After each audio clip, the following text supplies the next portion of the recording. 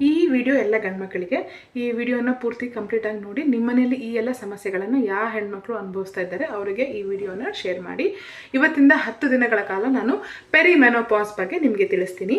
ಆಹಾರ, ಬಟ್ಟೆಗಳು, ಎಕ್ಸಸೈಸು, ಪ್ರಾಣಾಯಾಮ, ಯೋಗ ಯಾವ್ಯಾವುದೆಲ್ಲ ಪೆರಿಮೆನೋಪಾಸ್ಗೆ ಮಾಡಬೇಕು ಅದನ್ನು ನಾನು ತಿಳಿಸ್ಕೊಡ್ತೀನಿ. ಪೆರಿಮೆನೋಪಾಸ್ ಅಂದರೆ ಏನು ಅಂದರೆ ಮೆನೋಪಾಸ್ಗಿಂತ ಮುಂಚಿನ ಸ್ಥಿತಿ ಅಂತ ಅರ್ಥ. ಅಂದರೆ ಹೆಣ್ಮಕ್ಳು ಋತುಸ್ರಾವ ಏನು ಆ್ಯಕ್ಟಿವ್ ಫರ್ಟೈಲ್ ಪೀರಿಯಡ್ ಇದೆ ಅದರಿಂದ ಮುಟ್ಟು ನಿಲ್ಲೋ ಕಾಲದ ಮಧ್ಯದಲ್ಲಿ ಆಗುವಂಥ ಈ ಘಟ್ಟಕ್ಕೆ ನಾವು ಪೆರಿಮೆನೋಪಾಸ್ ಅಂತ ಹೇಳ್ತೀವಿ.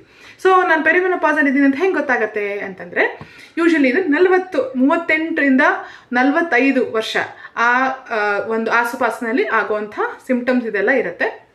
ಯೂಶಲಿ ಪೀರಿಯಡ್ಸು ಹೆಚ್ಚು ಕಡಿಮೆ ಆಗುತ್ತೆ, ಇಲ್ಲ ಬೇಗ ಬೇಗ ಪೀರಿಯಡ್ಸ್ ಬರೋಕ್ಕೆ ಶುರು ಆಗುತ್ತೆ, ಅಥವಾ ತುಂಬ ಗ್ಯಾಪಲ್ಲಿ ಪೀರಿಯಡ್ಸ್ ಬರೋಕ್ಕೆ ಶುರು ಆಗುತ್ತೆ. ಫ್ಲೋ ಅಲ್ಲಿ ಕೂಡ ಹೆವಿ ಇರ್ಬೋದು, ಅಥವಾ ಸ್ವಲ್ಪನೇ 15-20 ದಿವಸ ಆದ್ರೂ ನಿಲ್ಲದೇ ಇರೋ ಥರ ಆ ಥರದ್ದು ಫ್ಲೋ ಅಲ್ಲಿ ಸೈಕಲಲ್ಲಿ ವ್ಯತ್ಯಾಸ ಇರುತ್ತೆ. ಆಮೇಲೆ ಬಾಡಿ ವೈಸ್ ಎಷ್ಟು ಎಕ್ಸಸೈಸ್ ಮಾಡಿದ್ರು ಬಾಡಿ ವೇಟ್ ಕಡಿಮೆ ಆಗ್ತಿರೋದು, ಎಸ್ಪೆಷಲಿ ಬೆಲಿ ಫ್ಯಾಟು ಅಕ್ಯುಮುಲೇಟ್ ಆಗೋಕ್ಕೆ ಶುರು ಆಗುತ್ತೆ. ಸೊ ವೆಜೈನದಲ್ಲಿ ಡ್ರೈನೆಸ್ ಇರುತ್ತೆ, ಸೆಕ್ಷುವಲ್ ಇಂಟ್ರೆಸ್ಟ್ ಕಡಿಮೆ ಆಗುತ್ತೆ, ಸೆಕ್ಸ್ ಮಾಡಿದಾಗ ಕೆಳಗಡೆ ವೆಜೈನದಲ್ಲಿ ಡ್ರೈ ಅಂತ ಫೀಲ್ ಆಗುತ್ತೆ. ಆಮೇಲೆ ಯೂರಿನ್ ಕಂಟ್ರೋಲ್ ಕಡಿಮೆ ಆಗುತ್ತೆ, ಯೂರಿನ್ ಇನ್ಕಾಂಟಿನೆನ್ಸ್ ಅಂತೀವಿ, ಅಂದರೆ ಯೂರಿನ್ ಬಂದರೆ ಕಂಟ್ರೋಲ್ ಮಾಡೋಕ್ಕೆ ಆಗೋದಿಲ್ಲ, ಆ ಥರ ಪರಿಸ್ಥಿತಿ ಎಲ್ಲ ಇದರಲ್ಲಿ ಇರುತ್ತೆ. ಎಮೋಷ್ನಲಿ ತುಂಬ ಇರಿಟಬಿಲಿಟಿ, ಸಣ್ಣ ವಿಷಯಕ್ಕೆ ತುಂಬ ಬೇಗ ಬೇಜಾರು ಮಾಡ್ಕೊಳ್ಳೋದು, ಇರಿಟೇಟ್ ಮಾಡ್ಕೊಳ್ಳೋದು, ಕೋಪ ಮಾಡ್ಕೊಳ್ಳೋದು, ಕೂಗಾಡೋದು, ಇದೆಲ್ಲ ಅವರಿಗೆ ಎಮೋಷ್ನಲಿ ಆಗ್ತಾ ಇರುತ್ತೆ. ಆಮೇಲೆ ಇದಕ್ಕಿದ್ದಂಗೆ ಹಾಟ್ ಫ್ಲಶಸ್, ಎಲ್ಲರಿಗೂ ಚಳಿ ಇದ್ದಾಗ ಬಿಸಿ ಅಂತ ಅನ್ಸೋದು, ರಾತ್ರಿ ಎಲ್ಲ ಸ್ವೆಟ್ ಆಗಿ ಎಚ್ಚರ ಆಗೋದು, ನಿದ್ದೆ ಬರದೇ ಇರೋದು, ಈ ಥರದ್ದೆಲ್ಲ ಪೆರಿಮೆನೋಪಾಸಲ್ಲಿ ಸಿಂಪ್ಟಮ್ಸ್ ಇರುತ್ತೆ. ಓಕೆ, ಈ ಥರ ನಿಮ್ಮ ಮನೆಯಲ್ಲಿ ಯಾರ್ಯಾರಿಗೆಲ್ಲ ಸಮಸ್ಯೆ ಆಗ್ತದೆ ಅವರಿಗೆ ನೀವು ಈ ವಿಡಿಯೋನ ಶೇರ್ ಮಾಡಿ.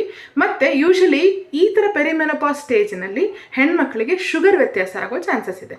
ಆಮೇಲೆ ಥೈರಾಯ್ಡಲ್ಲಿ ಕೂಡ ವ್ಯತ್ಯಾಸ ಇರುತ್ತೆ. ಆಮೇಲೆ ಹೆಚ್ಚು ಕಡಿಮೆ ಫ್ಲೋ ಎಲ್ಲ ಆಗ್ತಾ ಅವರ ಮೈಯಲ್ಲಿ ರಕ್ತದ ಕೊರತೆ, ಅನಿಮಿಯಾ ಅಂತ ನಾವೇನು ಹೇಳ್ತೀವಿ, ಅದು ಎಲ್ಲ ಈ ಫೇಸಸ್ಸಲ್ಲಿ ಕೊರತೆಗಳಾಗುತ್ತೆ. ನಾನೀಗ 10 ಸೀರೀಸು ಈ ಎಲ್ಲ ವಿಷಯದ ಬಗ್ಗೆ ಏನೇನು ಆಹಾರ ಪದ್ಧತಿ ಮಾಡಬೇಕು ಅದರ ಎಲ್ಲದ್ರ ಬಗ್ಗೆ ನಾನು ತಿಳಿಸಿಕೊಡ್ತೀನಿ. ನೆಕ್ಸ್ಟ್ ವಿಡಿಯೋದಲ್ಲಿ ಸಿಗೋಣ. ಅಲ್ಲಿ ತನಕ ನಮಸ್ಕಾರ.